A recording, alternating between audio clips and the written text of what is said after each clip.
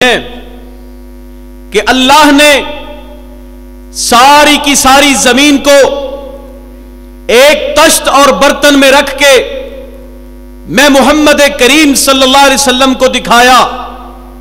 فرأیت مشارقہا و مغاربہا ان امتی سیبلغ ملکہا ما زوالی منہا. عرش کے رب نے اس زمین کو مجھے سمیٹ کر سکھیڑ کر دکھایا.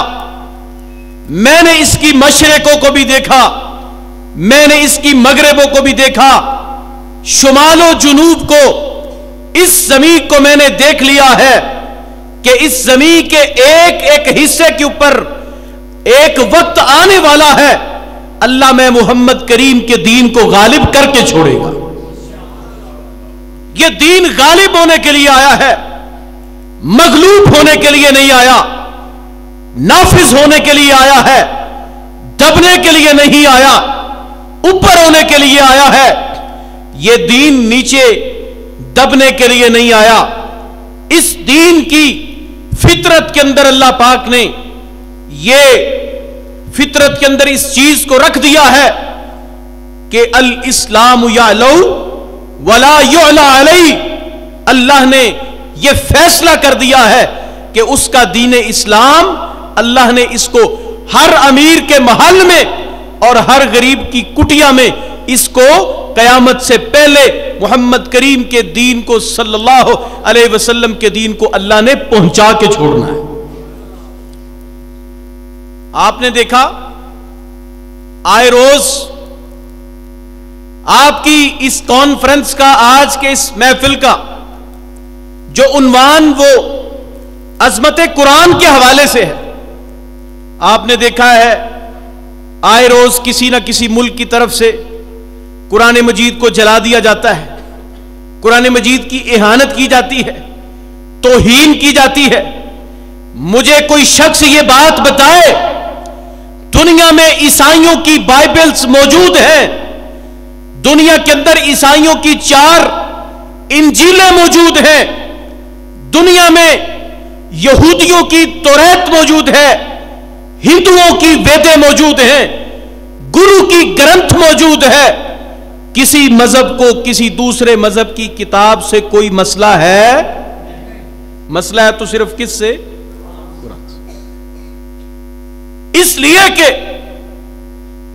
کلیسا کے دروازے بند ہو رہے ہیں اور یورپ اور مغرب کے اندر اسلام کا سورج ہر روز طلوع ہوتا جا رہا ہے. اور یہ وعدہ ہے, میں نے شروع میں حدیث ذکر کی, پاک پیغمبر فرماتے ہیں قیامت سے پہلے یہ وقت آئے گا کہ اللہ میں محمد کے دین کو مشرق و مغرب میں غالب کر کے چھوڑے گا صلی اللہ علیہ وسلم. آخر جی قرآن کو جلا دو, قرآن کے ساتھ دشمنی, اس کے ساتھ مخالفت, یہ کوئی نئی بات نہیں ہے, یہ بہت پرانی بات ہے. آئے تھے مکہ والے, کیا اعتراض, اور اعتراض ہے تو کس نوعیت کا, کس قسم کا اعتراض جس کا نہ کوئی سر ہے نہ کوئی پیر. کیا کہتے ہیں؟ بل قالوا اضغاث احلام بل افتراہ بل هو شاعر. اللہ قرآن کریم میں کہتے ہیں یہ قرآن مجید, یہ کفار مکہ, مکہ کے مشرک, یہ اپنے آپ کو ہاشمی قریشی مکہ کے خادم متولی کہلانے والے, اعتراض تھا یہ کہ قرآن کی آیات تو یہ پریشان کر دینے والے چند قصے اور کہانیاں ہیں. بل ہوا شاعر, بلکہ محمد کریم صلی اللہ علیہ وسلم تو شاعر ہیں, خود قرآن کو گھڑ کے لے آتے ہیں. انسان اعتراض کرے تو کم از کم اعتراض کی کوئی بنیاد تو ہونی چاہیے. اعتراض کیا بھی تو کیا, اکھے قرآن محمد کریم خود لکھ کے لے آتے ہیں. کس سے لاتے ہیں, کیسے لاتے ہیں؟ آپ دیکھیں عربی کے حروف جن کو ہم حروف تہجی کہتے ہیں, الف با تا سا جیم ہا خا, ان 25 26 27 28 لفظوں کو ان کو پڑھنا شروع کریں, ان کو مکمل کریں اور ہم جس لفظ کو بولتے ہیں وہ انہی لفظوں کے اندر سے انہی حروف کو جوڑ کے لفظ بنایا جاتا ہے. ایسا ہی ہے کہ نہیں؟ اعتراض ہے کیا؟ اکھے جی خود بنا لیتے ہیں. کون؟ محمد صلی اللہ علیہ وسلم. اعتراض کرنے والے کون ہیں؟ محمد کریم کے چاچے، آپ کے تائے، یہ بڑے بڑے کھڑپیچ، یہ بڑے بڑے کفر کے سرگنے، کفر کے بڑے بڑے رؤساء اور امام، ان کا اعتراض ہے. قرآن گھڑ کے لاتے ہیں محمد کریم صلی اللہ علیہ وسلم. میں سوال کرتا ہوں، جو چند حروف تہجی محمد کریم علیہ السلام کے پاس تھے، کیا باقی مکے والوں کے پاس وہ تھے کہ نہیں تھے؟ یہی عربی مکہ کے باقی لوگ بولتے تھے. لیکن مجال ہے ان کو جو شبہ پڑا. آئیں یہاں پہ ایک منٹ رک کے ایک بات بتاتا ہوں. ان کو جو اصل شبہ یہاں پہ پڑ گیا وہ یہ تھا کہ عربوں کے اندر بہت بڑے بڑے شاعر تھے، اور ایسے شاعر کہ آج ان جیسا تصور کرنا بھی ممکن نہیں ہے. ولید بن یزید کے بارے میں آتا ہے، یہ اتنا بڑا شاعر تھا کہ الف ہے نا، الف کے اوپر 100 نظمیں لمبی لمبی لکھ دیتا تھا. لمبی لمبی نظمیں، 100 نظمیں جو الف سے شروع ہوتی، جو با سے شروع ہوتی، جو تا سے شروع ہوتی، ایک ایک حرف کے اوپر 100 نظمیں کہتے. اتنے بڑے بڑے شاعر، اتنے بڑے ادیب. لیکن کیا ہے، ان کو شبہ یہ لگ گیا کہ قرآن کی کچھ صورتوں کا انداز ہی اللہ نے ان کو جواب دینے کے لیے دیا ہے. وہ قرآن کی صورتیں ایسی ہیں کہ جن صورتوں کا انداز ہی شعر و شاعری والا. آپ کہیں گے شعر و شاعری والا؟ قرآن تو شاعری کی مذمت کرتا ہے، تو قرآن کا اپنا انداز شعر و شاعری والا. ہاں پڑھیں قرآن، سنیں، میں آپ کو صورتیں بتاتا ہوں کہ جن کا انداز ہی شاعری والا ہے. بسم اللہ الرحمن الرحیم، سورۃ طٰہٰ ہے. طٰہٰ ما انزلنا علیک القرآن لتشقی الا تذکرۃ لمن یخشی تنزیلا ممن خلق الارض والسماوات العلی الرحمن علی العرش استوی والضحی واللیل اذا سجی ما ودعک ربک وما قلی والشمس وضحاها والقمر اذا تلاها والنہار اذا جلاها. انہوں نے سمجھا کہ جیسا کلام ہم کرتے ہیں، جیسی نعتیں نظمیں ہم پڑھتے ہیں، گویا محمد صلی اللہ علیہ وسلم بھی خود لے کے آ جاتے ہیں. اللہ نے قرآن کریم نازل کیا. اللہ فرماتے ہیں فَلْيَأْتُوا بِحَدِيثٍ مِثْلِهِ إِن كَانُوا صَادِقِينَ. اگر تم اپنے دعوے میں سچے ہو، تمہیں یہ لگتا ہے کہ محمد علیہ السلام قرآن خود بنا کے لاتے ہیں، تو تم بھی جاؤ اس جیسی ایک کتاب بنا کے لے آؤ. اور یہ چیلنج کوئی ایک دن کے لیے نہیں تھا. 23 سال کا عرصہ ضرورت پڑتی رہی، احکام نازل ہوتے رہے، فرشتہ آتا رہا، آیات لاتا رہا. کوئی ایک دن نہیں تھا کہ آج آیت اتری، آج چیلنج دیا ہو، کل قرآن نازل ہونا بند ہو گیا ہو. یہ گھوڑا ہے، یہ گھوڑے کا میدان ہے. 23 سال قرآن، 23 برس قرآن اتر کے بھی قرآن کا کوئی جواب لا سکا نہیں لا سکا. یہ اصل تکلیف ہے. آپ کسی سے دلیل کے ساتھ، دعوے کے ساتھ، پوری بصیرت کے ساتھ جب بات چیت کرتے ہیں، تو جب مخالف کو بات چیت نہیں آتی تو پھر وہ کیا کرتا ہے؟ گالیاں دیتا ہے کہ نہیں دیتا؟ توہین کرتا ہے کہ نہیں کرتا؟ یہی حال مکہ کے مشرکوں کا تھا. اللہ نے کہا کہ تم قرآن جیسا قرآن بنا کے لے آؤ، نہیں لا سکے. اللہ فرماتے ہیں قل فأتوا بعشر سور مثلہ مفتریات وادعوا من استطعتم من دون اللہ ان کنتم صادقین.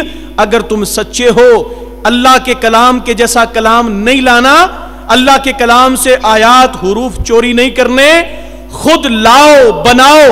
اگر اس جیسی پوری کتاب نہیں بنا سکتے تو 10 آیتیں بنا کے لے آؤ. 10 सूरतें बना के ले आओ। अब बात करें 10 सूरतों की।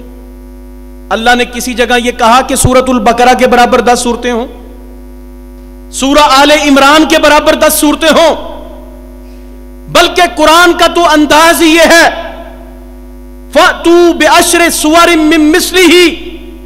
ये जो डबल जबर होती है, डबल जेर होती है, डबल पेश होती है, अरबी जुबान में हम इसको तनवीन कहते हैं। इसका तो माना ये होता है छोटी से छोटी चीज, बारीक से बारीक चीज।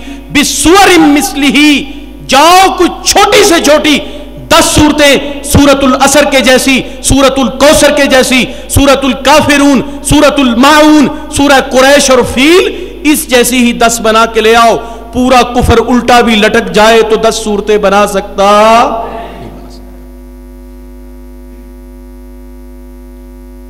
बात इससे आगे निकली। अल्लाह फरमाते हैं तुम 10 सूरतें नहीं ला सकते, इस जैसी एक सूरत बना के ले आओ। एक सूरत भी ला सके नहीं बना सके। फिर इन्होंने क्या किया? मोहम्मद सल्लल्लाहु अलैहि वसल्लम के कलाम का जवाब बन नहीं पाया, इनको जला वतन कर दो, मक्का से निकाल दो, इनको कत्ल कर दो। बैठे रहे कुफर के इमाम, साजिशें करते रहे, मकरो दजल फैलाते रहे।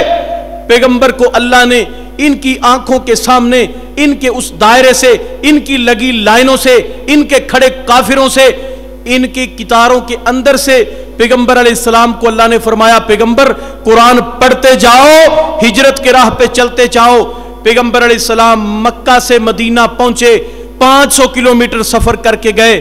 कुफर का कोई शख्स भी पैगंबर अलैहिस्सलाम को पकड़ने की जुर्रत कर सका नहीं कर सका। यह कुरान मौजज़ा है।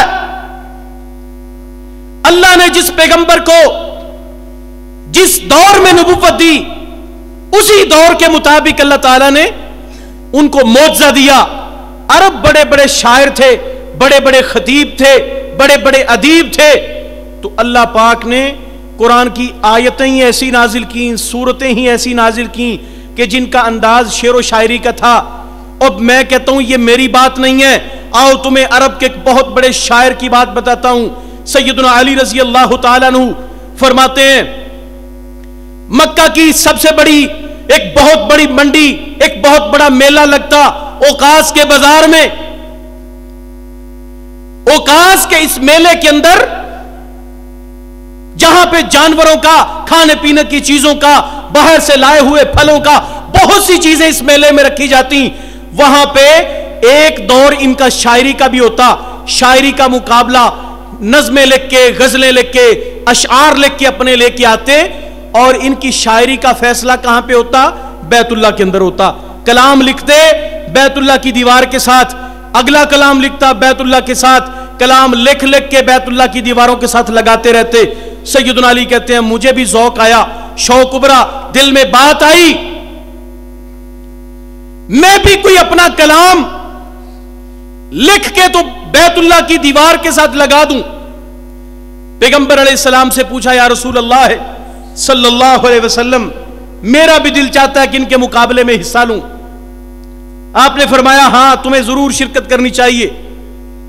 सैयदना अली रजी अल्लाह तआला अन्हु ने कलाम लिखा।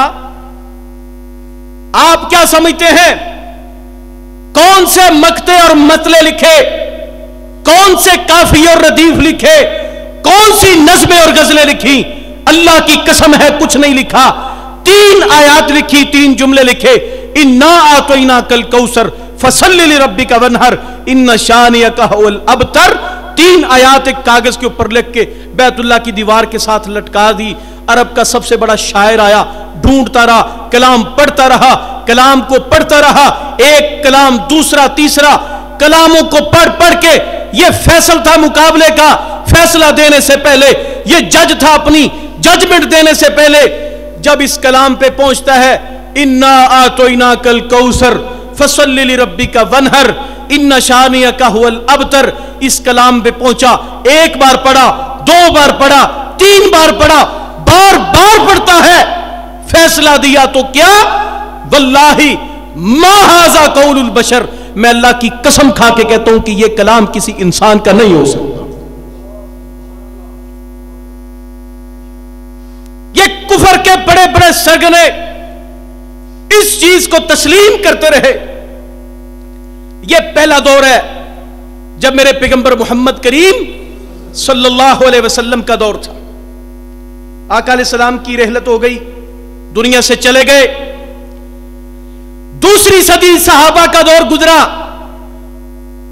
دوسری صدی میں، دوسری صدی کے پہلے 25 سال کے اندر ایک فتنہ آیا، جس فتنے کو پھر ان لوگوں نے کہا کہ قرآن کو اس کا جواب تو نہیں لکھا جا سکا، کتاب نہیں لا جا سکی، 10 سورتیں نہیں لکھی جا سکی، ایک سورت نہیں لکھی جا سکی، لہذا اب کیا کرو، اب اس قرآن کو ویسے ہی بدل ڈالو،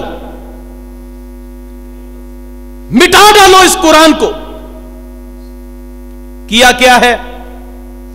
کیا بھی تو کیا، جاد ابن درہم جیسے خبیث اور جہم بن صفوان جیسے لوگ، انہوں نے یہودیوں سے، یہ جاد بن درہم جو ہے اس کا ایک ماموں یہودی تھا جس کا نام لبید بن عاصم تھا، جس نے نبی پاک صلی اللہ علیہ وسلم کے مبارک بالوں کے اوپر جادو کیا تھا، یہ اس خبیث کا ماموں تھا۔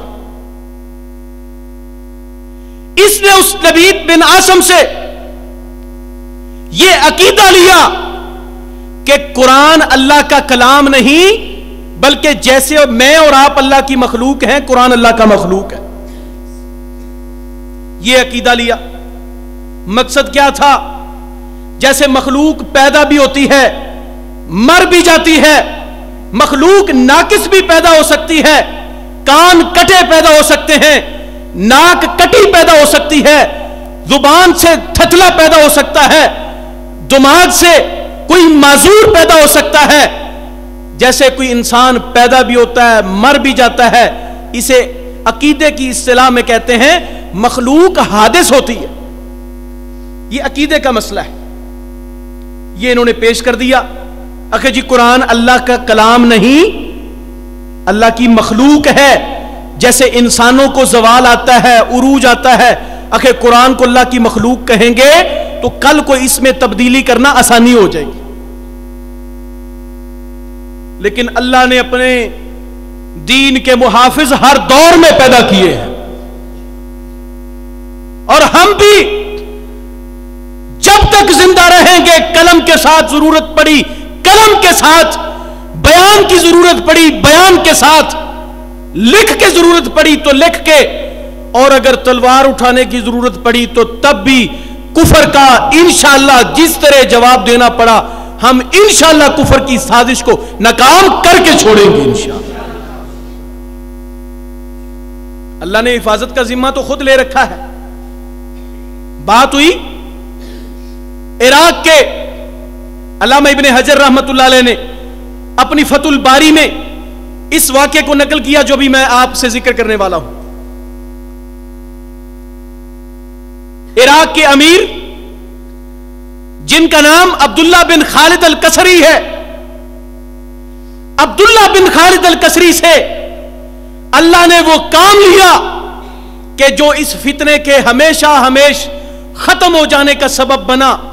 اللہ کی قسم ہے، امام احمد بن حنبل رحمت اللہ علیہ کو خلیفہ مامون الرشید نے، معتصم نے، واسق نے، ان 3 خلیفوں نے، ان 3 خلفاء نے یہ گمراہ ہو گئے تھے۔ ان کی گمراہی کا سبب بھی معتزلہ کا یہ عقیدہ تھا کہ قرآن اللہ کا کلام نہیں، اللہ کی مخلوق ہے۔ ان لوگوں نے علماء امت پہ ظلم کیے۔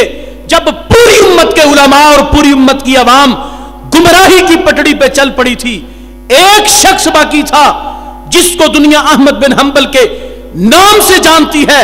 اللہ کی قسم ہے، مجھے تو وہ سینیریو لگتا ہے کہ جب پیغمبر کے رخصت ہونے کے بعد ڈٹ کے ابو بکر صدیق کھڑے تھے، اس وقت ابو بکر صدیق جھک جاتے یا احمد بن حنبل جھک جاتے۔ دونوں وقت ایسے نازک تھے کہ دین اسلام باقی رہتا نہ رہتا۔ اللہ نے ان 2 لوگوں سے جو کام لیا ہے، امام بخاری رحمت اللہ علیہ اپنی وفات سے 6 سال پہلے، اپنی وفات سے 6 سال پہلے ان کے ساتھ بھی یہی مسئلہ پیش آیا، خلق قرآن کا مسئلہ۔ امام صاحب فرماتے ہیں میں دمشق گیا، عراق کا، جب میں نے شام کا وزٹ کیا، شام کے دورے پہ گیا، تو میں نے وہ کوڑا دیکھا جس کوڑے سے امام احمد بن حنبل پہ ظلم ہوا تھا، جو کوڑے امام احمد بن حنبل کی کمر پہ مارے گئے تھے۔ امام صاحب فرماتے ہیں اگر وہ کوڑا ہاتھی کو مارا جائے تو ہاتھی بے ہوش ہو کے گر پڑے۔ پھر ایک نہیں دن، 2 دن نہیں، 10 دن نہیں، 3 خلفاء کی حکومت گزری، تینوں خلفاء نے ظلم کی انتہا کر دی، لیکن عبداللہ خالد الکسری سے اللہ نے جو کام لیا، عبداللہ تیری قبر پہ اللہ تیری قبر پہ کروڑوں رحمتیں نازل کرے، قربانی کا دن ہے، عید الاضحیٰ کا دن، قربانی کا دن۔ عبداللہ خالد الکسری اٹھے، لوگوں کی طرف رخ کیا، نماز پڑھانے کے بعد عید کا خطبہ دیتے ہوئے لوگوں سے یہ بات کہی، ایھا الناس صحو تقبل اللہ ضحایاکم، لوگوں آج عید کا دن ہے، قربانی کا دن ہے، تم قربانیاں کرو، اللہ تمہاری قربانیاں قبول کرے۔ میں فإنی اضحی بجعد بن درہم، میں آج قربانی کروں گا تو جعد بن درہم کی قربانی کروں۔ یہ اس فتنے کا آخری دن اور آخری دور تھا کہ اس دور کے اندر اس دن میں جعد بن درہم کو عوام الناس کے سامنے عبداللہ خالد الکسری نے اپنے ہاتھ سے جعد بن درہم کو چھری سے ذبح کر کے تو اس کا خاتمہ کر دیا تھا۔ اور سن 100 یہ واقعہ ہے 124 ہجری کا، اور اس کا دوسرا پیروکار جس کا نام صفوان بن جہم تھا، یہ بھی 128 ہجری میں قتل ہو گیا تھا، اور اللہ نے ایسا انعام کیا۔ پھر یہ فتنہ وہ 128 سال 130 سال کے بعد آج 1300 سال گزر گئے ہیں، 1350 سال ہونے کو ہیں، دوبارہ یہ فتنہ اس امت میں آیا نہیں آیا۔ 2 باتیں۔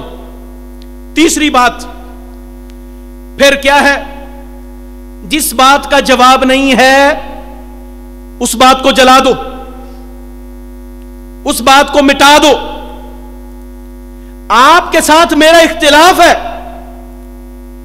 آپ مجھے شادی کا کارڈ بھیجتے ہیں، ادائیگی کا چیک بھیجتے ہیں، دنیا میں کوئی ایسا شخص ہے جو کسی رشتہ دار کی وجہ سے، کسی رشتہ دار کے ساتھ اختلاف کی وجہ سے اس کے بھیجے ہوئے 10,000 روپے کے چیک کو جلائے؟ کوئی ایسا ہے؟ دنیا میں ایسے کم ظرف موجود ہیں کہ جب قرآن کا جواب بن نہیں پاتا تو اس کو جلا دو۔ نہ یہ سفارتی آداب ہیں، نہ اخلاق ہے، نہ اسلام ہے، نہ عیسائیت اس کی اجازت دیتی ہے، نہ یہودیت اس چیز کی اجازت دیتی ہے۔ اللہ کی قسم یہ سراسر دہشت گردی تو ہو سکتی ہے، یہ کوئی دین یا مذہب ہو سکتا نہیں ہو سکتا۔ میں آپ کے باپ کو گالی دوں، آپ مجھ سے پوچھیں کہ آپ نے میرے باپ کو کیوں گالی دی، اگر میں یہ کہوں کہ میری زبان ہے، میرا دل چاہے گا میں وہ بات کروں گا، اسے نام کیا دیا؟ فریڈم آف سپیچ، آزادی اظہار رائے، کہ میرا جو دل چاہے گا میں وہی بکوں گا۔ کیا میں آپ کے باپ کو گالی دوں؟ کیا یہ آزادی اظہار رائے ہے؟ آپ کا باپ کسی اختلاف کی وجہ سے میرے لیے اگر محترم نہیں تو آپ کا باپ ہے، آپ کے لیے تو محترم ہے کہ نہیں؟ او بھائیو، بات یہ سمجھ آئی کہ تورات یہودیوں کے ہاں محترم ہے، انجیل عیسائیوں کے ہاں محترم ہے، گرو گرنتھ کی کتاب ان کے ہاں محترم ہے، ہندوؤں کی ویدیں ان کے ہاں محترم ہے، قرآن مسلمانوں کو دل و جان سے محترم ہے۔ تو نے نہیں ماننا تو نہ مان، جلانے کا حق تجھے ملتا حق نہیں پہنچتا تجھے قرآن کو جلانے کا۔ میں نے اسی لیے کہا یہ بدترین منافقت تو ہو سکتی ہے، یہ آزادی اظہار رائے ہو سکتا نہیں ہو سکتا۔ کسی کی ماں کو گالی دینا، کسی کے باپ کو گالی دینا جب آزادی اظہار رائے نہیں، تو پھر کسی کے پیغمبر کو گالی دینا بھی آزادی اظہار رائے ہو سکتا نہیں ہو سکتا۔ تین باتیں ہو گئی۔ چوتھی بات، قرآن کو کس نے جلایا؟ عیسائیوں نے جلایا۔ کس نے جلایا؟ عیسائیوں نے۔ اور اپنے گھر کی صورتحال کیا ہے؟ عیسیٰ علیہ السلام اس دنیا میں آئے، جہاں پہ لیٹے ہیں اللہ کروڑوں، بلکہ نہیں، عیسیٰ علیہ السلام کی تو پورا عقیدہ ہے، انہوں نے تو پکڑ کے وہ بھی معاذ اللہ پھانسی لگا دیا تھا۔ یہ تو قرآن نے ان کا بھانڈا پھوڑا۔ وَلَكِنْ شُبِّهَ لَهُمْ، ان کو تو وہ وَمَا صَلَبُوهُ وَمَا قَتَلُوهُ وَمَا صَلَبُوهُ، عیسیٰ علیہ السلام کو قتل نہیں کیا گیا، پھانسی نہیں لگایا گیا، عیسیٰ علیہ السلام کو تو اللہ نے بل رفعہ اللہ، اللہ نے آسمانوں پہ اٹھا لیا تھا۔ ابھی جو میں بات کرنا چاہتا ہوں وہ یہ ہے، عیسیٰ علیہ السلام کتاب انجیل کو نازل ہونے کے بعد لکھوایا نہیں۔ کیوں نہ لکھوایا؟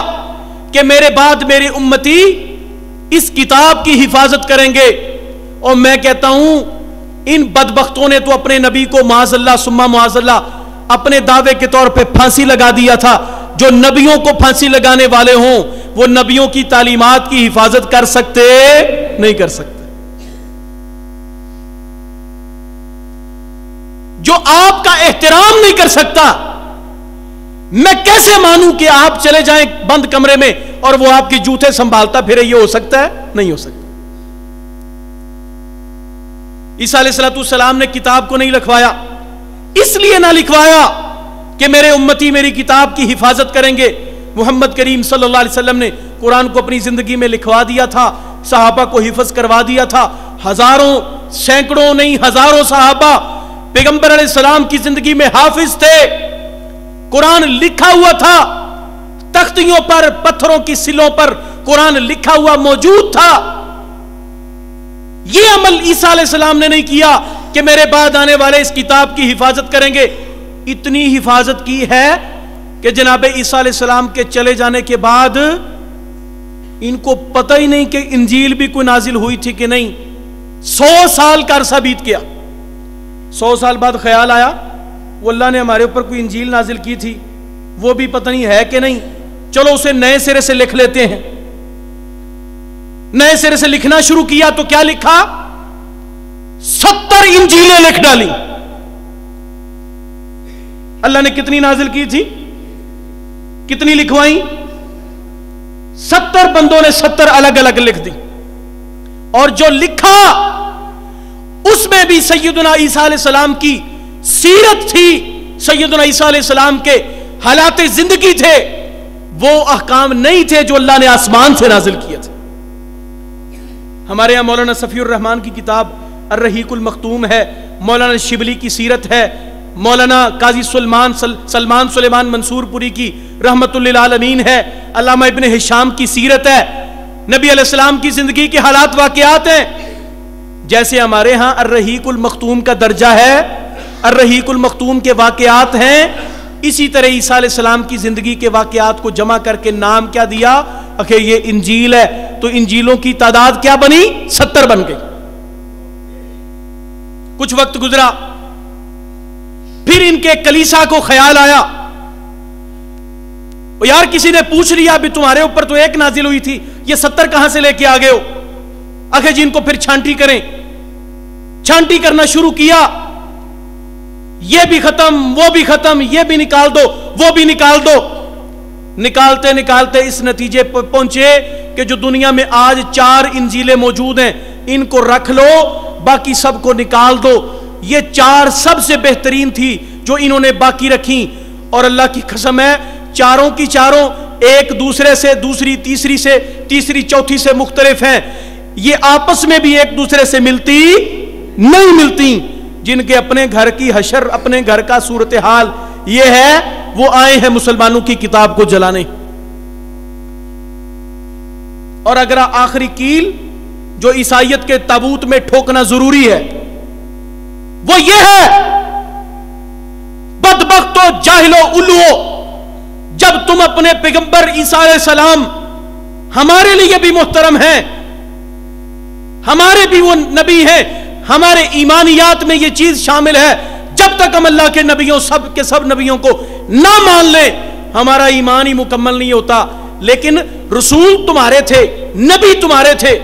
انہوں نے جب الزام لگایا کہ اماں مریم نے خدا اللہ نہ کرے معاذ اللہ اماں مریم نے کوئی انہونی بات کی ہے، کوئی جرم کا ارتکاب کیا ہے کہ بغیر خامد کے بغیر شوہر کے بیٹے کو جنم دیا ہے، اپنی اماں مریم پہ الزام لگایا، سیدنا عیسیٰ پر الزام لگایا، تو قرآن بولا تھا. قرآن کیا کہتا ہے؟ قال انی عبد اللہ آتانی الکتاب وجعلنی نبیا. قرآن بول اٹھا عیسائیوں کا دعویٰ جھوٹا ہے، عیسائیوں کا دعویٰ بے بنیاد ہے، باطل ہے. عیسیٰ علیہ السلام کہتے ہیں میں اللہ کا بندہ ہوں، اللہ کی طرف سے روح ہوں، اللہ نے مجھے پیدا کیا ہے، میں اللہ کا بندہ ہوں، اور اللہ نے مجھے نبوت کے لیے منتخب کر کے کتاب دی ہے. جب عیسائی اپنی اماں مریم کے اوپر اپنے نبی اور رسول کے اوپر الزام لگا رہے تھے تو اس الزام کی صفائیاں مسلمانوں کا قرآن دے رہا تھا. میرے بیٹے کے متعلق، میرے خاندان کے متعلق، میرے کسی بزرگ کے متعلق اگر کوئی بندہ اٹھے وہ بری بات کرے، اور اس طرف سے اگر کوئی بندہ اٹھے تو وہ کہے نہیں نہیں نہیں اس میں یہ جرم موجود نہیں ہے، اس نے یہ جرم نہیں کیا ہے، یہ بندہ نیک ہے، پاک صاف ہے. آپ مجھے یہ بتائیں کہ جو میرے خاندان کی، میرے بال بچوں کی، میرے بزرگوں کی گواہی صفائی دے، کیا میں اس بندے کو گالیاں دوں گا؟ کیا اس کے گھر میں جا کے اس کی کتابوں کو جلاؤں گا؟ کیا میں اس کی پگڑی اچھالوں گا؟ جب یہ سب غیر اخلاقی کام ہے تو جب تمہارے پیغمبر پہ الزام لگ رہے تھے تو جس قرآن نے تمہارے پیغمبر کی صفائی دی اس قرآن کو تو جلانا اور گالیاں دینا بنتا نہیں بنتا. یہ 4 باتیں ہیں، میں انہی باتوں پہ اپنی بات کو ختم کر رہا ہوں کہ میرے بھائیوں قرآن ہمارے لیے ہے. انٹرنیٹ، فیس بک، واٹس ایپ، سنیپ چیٹ، دنیا کی صحبتیں، بیماریاں، دنیا کے ٹائم ضائع کرنے کے آلات، ان سے مستفید ہونا، ان کے ذریعے کوئی اچھی بات کرنا بہت اچھی بات ہے. لیکن بھائیوں پیغمبر صلی اللہ علیہ وسلم کی ایک حدیث سن لیں، صحیح بخاری میں ہے. نبی علیہ السلام فرماتے ہیں کل امتی معافن الا المجاہرین، میری ساری امت کو اللہ معاف کر دے گا مگر مجاہرین کو معاف نہیں کرے گا. ایک بندے نے کہا یا رسول اللہ مجاہر کون ہے؟ آپ فرماتے ہیں اس نے رات میں کوئی گناہ کیا، گناہ کرنے کے بعد جب صبح ہوئی تو کسی اپنے دوست سے کہتا ہے یا فلان ما علمتا فالتو البارحہ کذا و کذا. صحیح بخاری کے الفاظ ہیں. صبح ہوتی ہے تو یہ اپنے دوستوں کو بتاتا ہے اے میرے دوست تجھے نہیں پتا رات کو میں نے فلاں فلاں جرم کیا ہے، فلاں فلاں کام کیا ہے، آج یہ اتنی بیماری ہے، اللہ کی قسم ہے میرے رب کو غصہ آتا ہوگا. وہ عرش کا رب، وہ شہنشاہ کائنات، وہ زمین و آسمان کا خالق و مالک، وہ پوری دنیا کا رب تیرے عیب چھپاتا ہے، میرے عیب چھپاتا ہے، اور میں کتنا کم ظرف ہوں کہ اپنے 6 فٹ کے جسم کے عیب نہیں چھپا سکتا. نبی علیہ السلام فرماتے ہیں جو اپنے عیبوں کو لوگوں کے سامنے رکھتا ہے ساری امت معاف ہو جائے گی. اللہ نے اس بندے کو معاف نہیں کرنا اس لیے کہ میں نے تو تیرے اوپر پردہ ڈالا تھا، تو خود لوگوں کے سامنے اپنے آپ کو ننگا کرتا رہا. ایک حدیث میں آتا ہے مانن یا سندن، وہ حدیث غالباً ضعیف ہی ہے لیکن اس کے شواہد کچھ ایسے ہیں کہ جس سے اس کا معنی ثابت ہوتا ہے. نبی علیہ السلام سے ایک حدیث ہے کہ قیامت کا دن ہوگا، اللہ کے عرش کے نیچے بہت بڑے بڑے کمبلوں میں، بہت بڑی بڑی جیسے رضائیاں ہوتی ہیں، لحاف ہوتے ہیں، ان بڑے بڑے کمبلوں کے نیچے کچھ لوگوں کو سجدے کی حالت میں छुपा लिया गया होगा।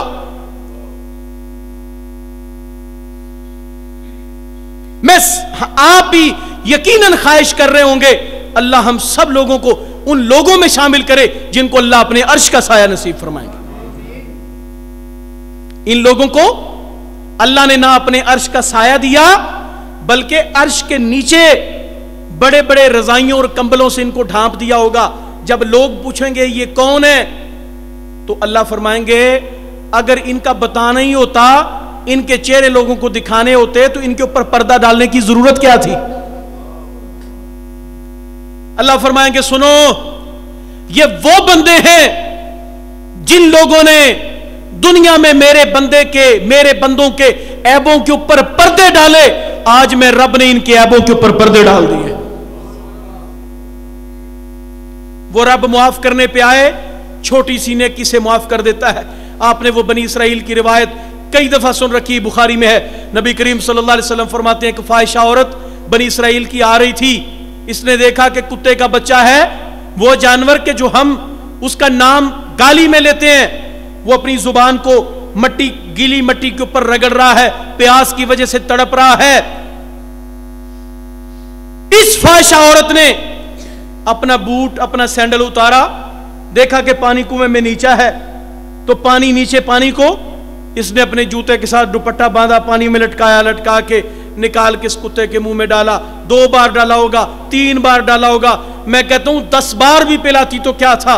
मेरे रब को इतनी हया आई, मेरे रब को इतनी शर्म आई। वो रब जो लोगों के आमाल की कदर करने वाला है, लोगों के आमाल की शर्म रखने वाला है, उस रब ने कहा होगा तू बदकार औरतों के मखलूक पे रहम कर सकती है, मैं जमीन व आसमान का रब हूं, मैंने तेरे ऊपर रहम करके तुझे जन्नत में दाखिल कर दिया है। अल्लाह हम सबको अपनी इस्लाह की और हमारे घर वालों की, बाल बच्चों की जो हमारे मातहत हैं, उनकी इस्लाह की, उनकी हिफाजत की, उनको मामलात की इस्लाह की हमें तौफीक अता फरमाए। अकूलु कौली हाज़ा व अस्तगफिरुल्लाह ली व लकुम व लिसाइरिल मुस्लिमीन। मैंने आपका 40 मिनट वक़्त लिया। अल्लाह ताला ये वक़्त जो आपने इस मस्जिद में दिया, बयानात सुने, अल्लाह रब्बुल इज़्ज़त इस वक़्त को लेखे लगाए और हम सब की दुनिया और आखिरत की इस्लाह करके हमें अपनी जन्नत का वारिस और हम मुस्तहक बना।